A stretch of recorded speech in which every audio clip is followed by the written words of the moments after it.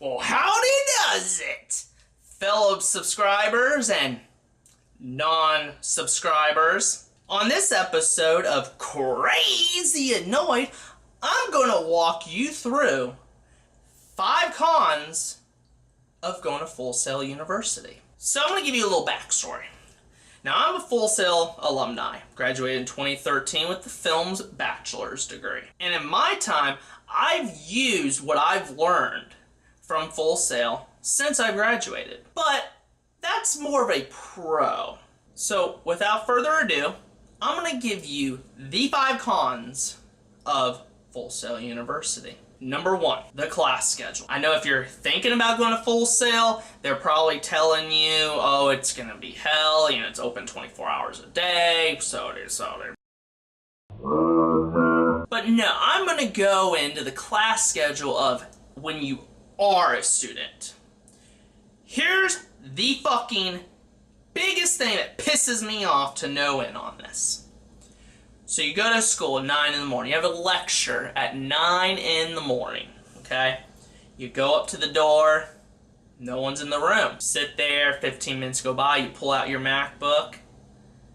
You look at your class schedule. Make sure you're in the right area. You start wondering, oh, no one else is around. No one else. All right. Okay. Then, of course, you have the students are always late.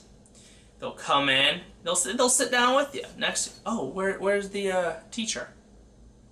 I don't know. It hasn't shown. Look, about 5-10 minutes go by. You have the security guard coming down the hallway, or another teacher, maybe from your lab. Oh, such and such called out today. This is with no email, people. No fucking email. So not only did you make me wake up at 8 o'clock or 7:30 in the morning, but you had me come to school in hopes that I'm going to learn something today, and you call out, and I'm sitting here like a doofus waiting for your ass?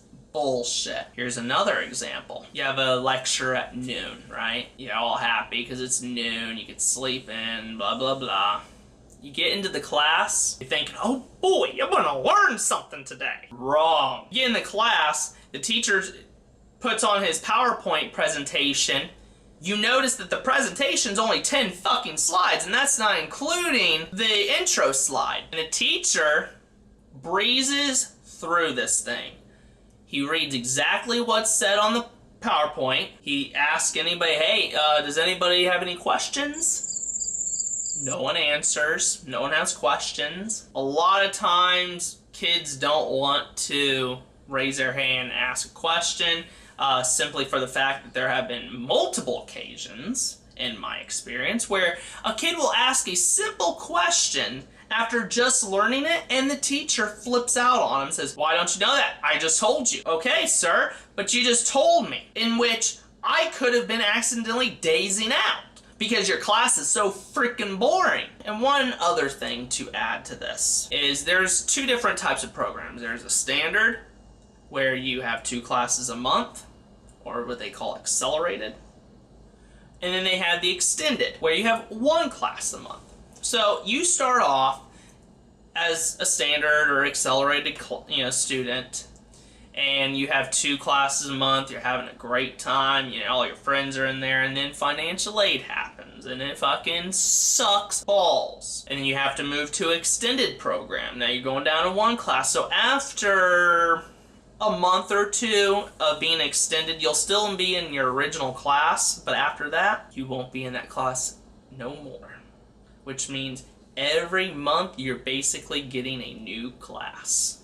This is where this sucks. Because when you go into the extended program and every month you're getting a new class, obviously these people have been together for multiple months or even a year, and you get into a class and you're like, oh boy, I can't wait to be a camera operator on my 35mm class. You ain't gonna get it unless you to other students, because what's going to happen is the other students are going to choose the guy that they know is best suited for the project, in which all of these projects come out like shit. The main character always dies. 2 minutes in, every goddamn project has to have a gun or drugs or alcohol in it. It's not even creative. It's terrible. Keep that in mind when you, as a person who wants to learn a new camera or a new position, and you have that final film project at the end of the month, that's your opportunity to really fully learn it. 9 times out of 10, if you're not with the in crowd and you are a shy guy like me, you're not going to get the position. And you'll wind up having some stupid ass position like grip or PA or, oh, the worst one of them all, craft services. Why did I spend $90,000 to learn craft services? Number 2, the professors are phonies. They will sit here and act like they know every single thing in the world, and you look at their demo reel and they do their own projects, or better yet, projects that they've helped students on at the university. There was a handful, and I mean a handful, of teachers that had real-world experience, worked on movies, such as one of my teachers, lighting teachers, worked on Dead Presidents. Another one, my writing teacher, helped write Finding Nemo. That's awesome. These are people that I want to learn from. You'll also get these teachers who you get into a class, and 2 hours in, you're talking about their experience. They will start the class off with 1 PowerPoint slide or 2, and they'll just dive right on into their own experiences. What kind of bullshit is that? Dude, I am not going to school to learn about your experience. I'm learning the material, so I can go out and create my own experience. And on top of that, they don't care about you. They sit here and say, oh, well, if you leave the class early, that's on you. You could stay behind and learn the camera a bit more. Well, guess what happens? You stay behind and you learn the camera a bit more for 15 minutes. That's it. Then the teachers look down, oh, well, I got this appointment to do. Bitch, you just told me if I wanted to stay here for another 2 hours or so that I can. But yet they're kicking you out after 15 or 30 minutes. Or they'll have that impression that they're rushing you. Number 3, the career advisors. They're definitely not what they say they're gonna be. At the behind the scenes tour, they sit there and say, oh, we have connections to Nickelodeon, ESPN.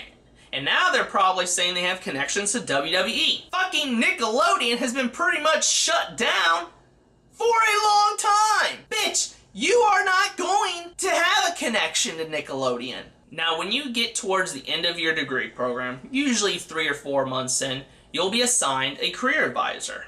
Now, they'll sit here and tell you, hey, make sure you come up to the career advisory office, with the demo reel, any questions, blah-de-la-de-la-de-la-de-la. From day one that I was assigned a career advisor, I went into that office, showed them my demo reel, showed them my resume, asked them, hey, how can I beef it up? How can I beef it up? They're like, oh, okay, well, just send it to me in an email. 2 weeks go by, haven't heard anything. Now, I said 2 weeks go by, meaning in those 2 weeks, I have also met with my career advisor, and they give me nothing. Because every time you ask, oh, did you check it out? Did you check it out? Oh, no, I'm still checking it out. I'm good. I'm still checking it out. So then once you get towards the end, you say, hey, I'm ready to apply to jobs. Do you have anything? They say no. Because here's how it works when they send you job applications. So pretty much what they do is they take down your hometown where you're going to live at after college. And they'll put it in the system, and every time they get a job posting, they'll email it to you, okay? But they just don't email it to a whole lump sum. No, they email it to the people who have not found a job yet, who graduated before you. And here's the kicker. The job postings are on LinkedIn, Media Match, Staff Me Up, and Monster. How do I know that? Every job application that I was sent was from a job posting on those 4 social media apps. These people don't have connections. Because if they did, everybody would be where they want to be, and everybody would be paying off their student loans. It's a lie, people. A lie. I had to find my first job by myself on, guess what? Craigslist! Number 4, not accredited. This is not an accredited school.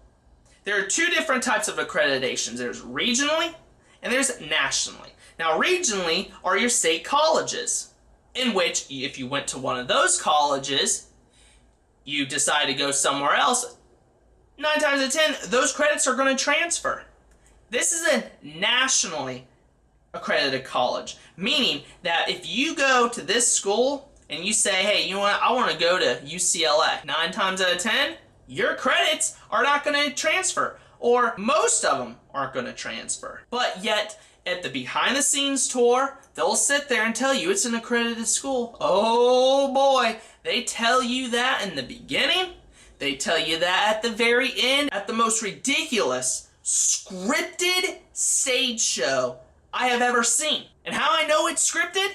Well, I used to work at this school store, in which would work at the behind the scenes in that little gift shop. I bet you guys saw the demo reel cut with the Dark Knight in it. So, if you want to go to an accredited school, go to a state college. Or better yet, when you go to these schools, ask if they're regionally accredited. Because regionally accredited is the one that matters. So just look out for that. And last, but certainly not least, number 5, the classmates. I don't want to come off as a negative Nancy, but classmates are scum. You can tell most of the kids screwed up in high school. Their parents were sad that they couldn't get into a state college. They see a posting on Twitter or Facebook of Full Sail. They look at it. Oh my God, I get a lunchbox. I get a nice Mac computer. They show their parents. Their parents are like, oh my, okay, well, this kind of looks sketchy. They get to the school, do the behind the scenes tour, and because a lot of parents are old school, when they walk through the classrooms that aren't really classrooms, they're stage props, your mind is blown. And then of course those type of kids come to the school, they fuck up, and all they want to do is party and smoke cigarettes. And I'm telling you, party. Full Sail is 5 miles down the road from UCF, and it's a pretty big party college. But nope, Full Sail, that's all kids want to do is party. That's it. They want to cut class early so they can go drink and just whatever. So when it comes down to, you know, doing an independent project, and you're asking your fellow classmates, hey, do you guys mind to help out? Or no. Or sometimes they will help out, and then they're useless. They're even useless a lot of times in classroom. It's pretty much like you're going into 10th grade, where the students are kind of forced to be there. Well, if you guys like the video, give it a thumbs up. If you have any other questions about Full Sail University, pros or cons, just leave a comment below. And also subscribe. There's going to be more videos like this, as well as YouTube live videos of different video games that are upcoming. So anywho, you guys have fun and stay safe.